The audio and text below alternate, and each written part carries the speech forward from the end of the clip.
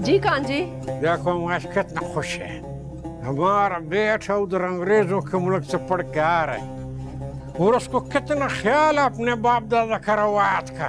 वो इधर शहर नहीं आ रहा, सीधा अपना हवेली गाँव आ रहा है। आओ कान जी, हमको भी बड़ा फक्र है अपने बेटे पे। फिर चलो तैयारी करो कि चलिए ना।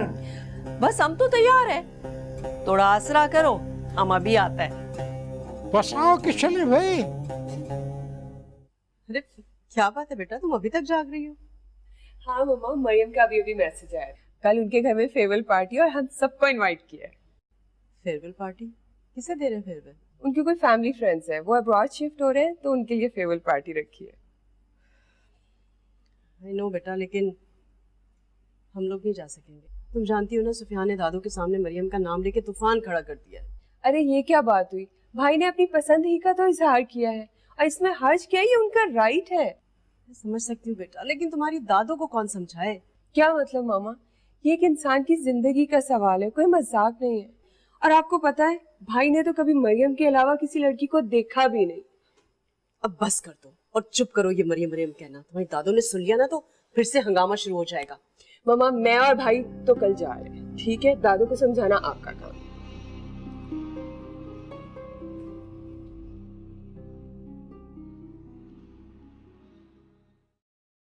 जेनी, तुम यहाँ क्या बैठा करता है? आराम कर रहा है, चलो उसका हाथ बटा। आराम कर रही हूँ मम्मी, देख रही हैं काम कर रही हूँ। वैसे भी आपकी ग्रेट बेटी है ना आपकी हेल्प करने के लिए, मेरी आपको क्या जरूरत? बात कभी नहीं समझेगा, कभी नहीं समझेगा बात। समझती हूँ लेकिन आपको समझा नहीं सकती। Hello aunty. हाय जेनी, कैसी हैं? ओह जूली, क्या हाल है तुम्हारा? ठीक हूँ आंटी, आप कैसी हैं? Good to see you.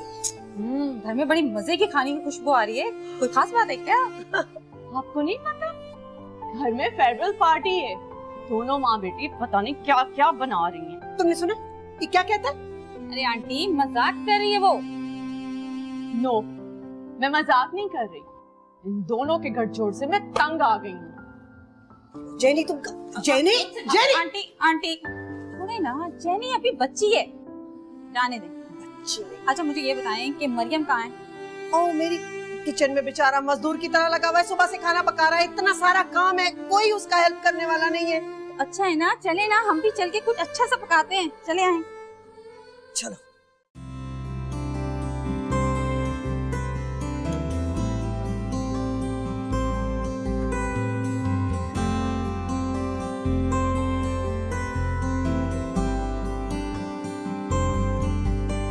अरे क्या मतलब, यानी आप अभी तक तैयार ही नहीं हुए? बस जल्दी नहीं चाह रहा। कमाल है, आपको पता है ना कि हम कहाँ जा रहे हैं? आपको तो बहुत ज्यादा एक्साइटेड होना चाहिए। थोड़ा एक्साइटमेंट को यार, सारा सत्यानाश हो गया। सत्या दरिया के सामने पहाड़ आ गया। दादू कह रही है कि वो एक क्रिश्चियन लड़की से मेरी शादी नहीं होने देगी।